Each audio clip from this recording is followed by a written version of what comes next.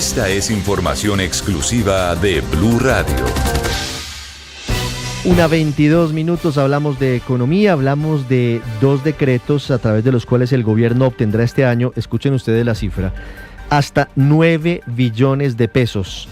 Para los expertos prácticamente son 2 mini reformas tributarias que están cobrándose a pesar de que están demandadas ambas reformas, ambos decretos, ante las altas cortes. De esa manera, el gobierno del presidente Gustavo Petro intenta compensar el efecto de la derrota tributaria del año pasado que buscaba 12 billones de pesos. Recuerdan ustedes que se intentó pasar una ley de financiamiento que fue hundida en el Senado de la República. Marcela Peña. El decreto de conmoción interior en el Catatumbo permite recaudar 2.8 billones de pesos. Ya se recibieron más de 990.000 según la DIAN. Está en manos de la Corte Constitucional este decreto hace casi 7 meses. 24 intervenciones ciudadanas pidiendo tumbarlo, entre ellas la de la Asociación Colombiana de Minería, que dice que no entiende por qué se cobra todo el año si la conmoción eran 90 días, y la de Fecoljuegos. Por otro lado, el decreto de retención en la fuente recaudará 6 billones este año. No tiene una sino 5 demandas ante el Consejo de Estado y va a llegar una sexta, la del Consejo Gremial Nacional, que ya está prácticamente lista y en manos de abogados. Como puede ver usted, este año el gobierno logró compensar el golpe de la tributaria que hundió el Congreso el año pasado a punta de decretos. Un dato relevante ahora que el gobierno quiere una nueva reforma tributaria por 26,3 billones de pesos.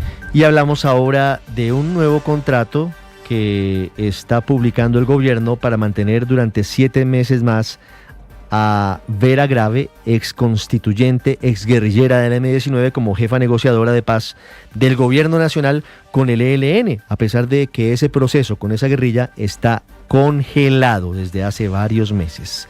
La historia, Caterina Ávila.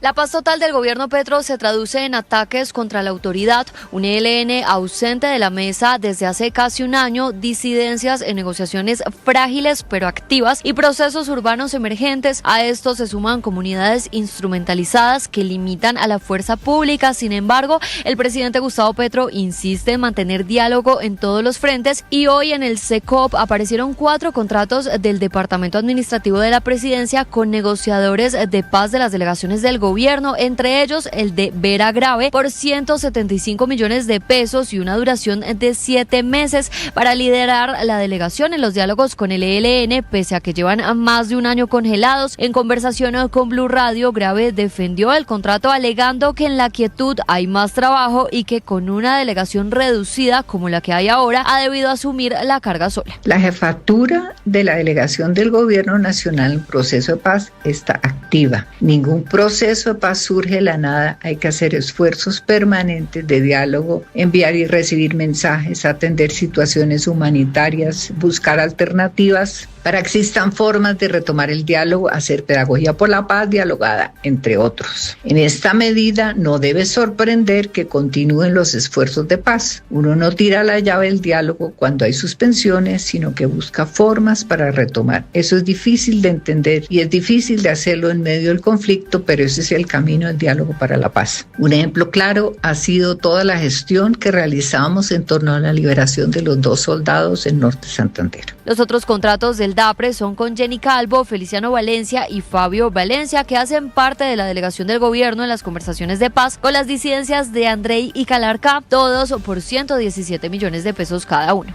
La salud de los colombianos en cuidados intensivos. Blue Radio informa.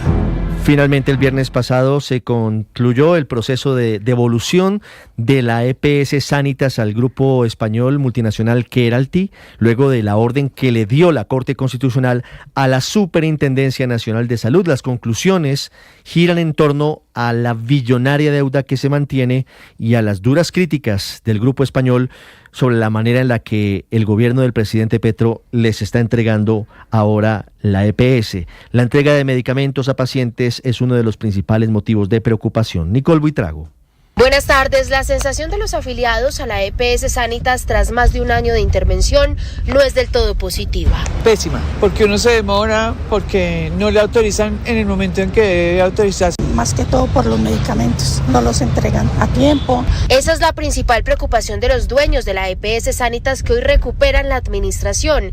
El grupo Keralty, en un comunicado, aseguró que el daño causado por la intervención que hizo el gobierno es devastador. Juan Pablo Rueda, directivo de la EPS Sanitas. Encontramos una situación financiera bastante más compleja que la que había antes de la intervención. Hubo un deterioro patrimonial que creció en casi que 1,7 billones de pesos, un aumento muy significativo de quejas, de tutelas. Y aunque recuperaron la administración, aseguran que hoy hay pacientes abandonados, escasez de medicamentos esenciales, redes de atención colapsadas. El balance a nivel de presupuesto no es positivo, por eso el gerente advierte que la recuperación será lenta y dependerá de lograr acuerdos con el gobierno para ajustar la UPC. ¿Fue el remedio peor que la enfermedad? Sí. Fue peor el remedio. Si el gobierno realmente no acata las órdenes de la Corte Constitucional, no revisa y ajusta la financiación del sistema, no vamos a lograr salir adelante. Con el regreso de la administración de la EPS a manos de sus directivos, el reto será mejorar las atenciones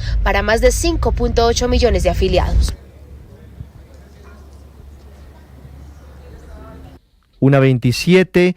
¿Qué dicen los pacientes de la EPS Sanitas? Jessica Gutiérrez, dicen que todavía no han recibido información oficial sobre la devolución de la EPS por parte de la Supersalud a sus dueños, y está siempre la incertidumbre, las dudas sobre las citas, sobre los tratamientos y sobre los medicamentos, como lo estábamos escuchando. Así es, Ricardo, pues como nuestra compañera Nicole indicaba, los pacientes en este momento sienten una gran incertidumbre, porque ellos afirman, con los pacientes que hablamos acá en Blue Radio, que vieron un decaimiento en la atención después de que el gobierno interviniera a esta EPS. Recordemos que duró 17 meses bajo la intervención del gobierno. Pues en este momento afirman que la EPS no se ha comunicado con ellos, no ha emitido ningún tipo de pronunciamiento de si va a afectar algo, si van a cambiar, digamos, algo muy importante era los dispensarios de medicamentos, que recordemos lo cambió el gobierno durante su intervención. Los pacientes indican que no tuvieron una atención muy buena mientras estuvieron dispensando esos medicamentos. Escuchamos lo que nos dijo Néstor Álvarez,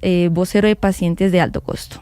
En Sanitas sí hubo un deterioro a partir de la intervención, una crisis en entrega de medicamentos, cambio de operadores que tampoco han sido los mejores, que siguen incumpliendo.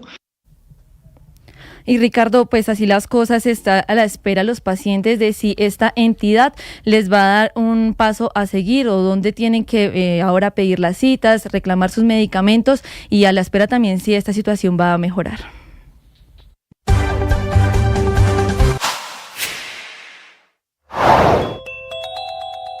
Luis Carlos Reyes, precandidato presidencial, responde a la acusación del presidente Gustavo Petro, en donde este le dice que su candidatura es una barbaridad ética. Realmente, Néstor, lo que quiere decir es que el presidente está en desacuerdo con mi candidatura presidencial, está diciendo una serie de cosas sin fundamento. O sea, se sabe, yo creo que es ampliamente conocido por la opinión pública, la manera en que han sido mis denuncias hechas desde cuando era funcionario, desde cuando era director de la DIAN, que han destapado el escándalo de corrupción que ahora vemos, en el cual pues se han estado entregando prebendas tanto en la DIAN con posterioridad a mi salida, como en el gobierno nacional a través de los cupos indicativos por los que hoy se investigan exministros y exfuncionarios.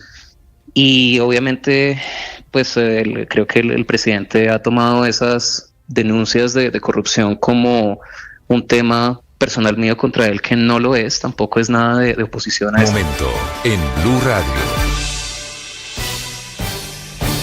1:30, y noticia urgente que confirma el presidente de la República.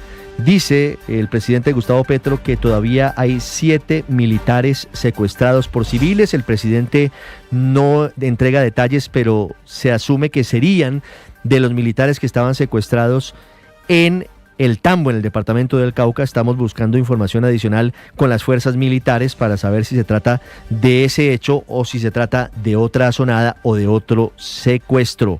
Hablando del secuestro en el Tambo, Blue Radio ha podido confirmar con fuentes de inteligencia quién sería el hombre que se hace pasar como integrante de las juntas de acción comunal, pero que sería el gran articulador de la instrumentalización de la población para el secuestro de estos uniformados. Felipe García, ¿de quién se trata? Hola Ricardo, buenas tardes. Sí señor, las investigaciones que siguen las autoridades tras el secuestro de estos 45 militares en el Tambo Cauca apuntan a un hombre identificado como Edward Rubiano Álvarez, conocido como alias Gibi. Según inteligencia militar, este hombre habría jugado un papel central en la asonada en la cual secuestraron a estos uniformados durante varias horas bajo presión de la estructura Carlos Patiño de las disidencias de las FARC. Aunque se presenta, Ricardo, como presidente de la Junta de Acción Comunal de la Vereda Los Tigres, Rubiano, dice inteligencia, sería en realidad una ficha clave de las redes de apoyo a la estructura residual de las disidencias de las FARC al mando de alias Iván Mordisco. Su doble papel le ha permitido ganar influencia incluso en las comunidades del Cañón del Micay, una región estratégica para el narcotráfico. Alias Jimmy también ocupa el cargo de secretario de la Asociación Campesina del Tambo, desde donde, de acuerdo con inteligencia militar, ha impulsado la participación de la población en protestas y bloqueos que terminan por frenar las operaciones del ejército. Su protagonismo se hizo evidente en la reciente retención de los militares, que solo fueron liberados tras la mediación, recordemos, de organismos humanitarios. La mitad de ellos fue trasladada en helicóptero en un primer momento a Popayán, mientras que el resto permaneció bajo custodia militar hasta completar la evacuación, hasta completar este grupo que está ya en Popayán. Ricardo, es lo que nos confirman las fuerzas militares a esta hora. 1:32, Felipe, gracias. Vamos a Cúcuta.